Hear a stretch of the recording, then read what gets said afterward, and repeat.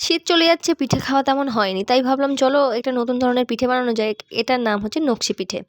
তো ওইটা বানাতে গেলে আমাকে লাগছে নলেন গুড়, চালের গুঁড়ি, আর এখানে আছে একটু দারচিনি আর একটা ছোট্ট কাঠি।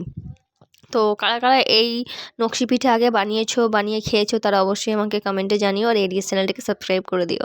একটু নুন দিয়েছিলাম গরম জলে, তো সেই গরম জলটা ফুটে উঠলেই এইরকম চালের গুঁড়িটা দিয়ে হালকা এরকম ঝুরঝুরে হয়ে গেলে হাতে করে মেখে নিতে হবে। তো তারপরে একটা ছোট্ট ডো টাইপের হয়ে গেলে, এই ছোট ডো থেকে কিন্তু অনেকগুলো হবে, আমি 5টা বানাতে চেয়েছিলাম কিন্তু হয়ে গেছে প্রায় 10টা।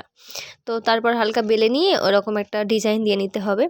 আর এখানে গুড়ের শিরাটা আমি বানিয়ে নিচ্ছি। আমি কিন্তু নিয়েছিলাম পিওর নলেন গুড়, যতটা নলেন গুড় তুমি ভালো পিওর পাবে ততটা সুন্দর হবে।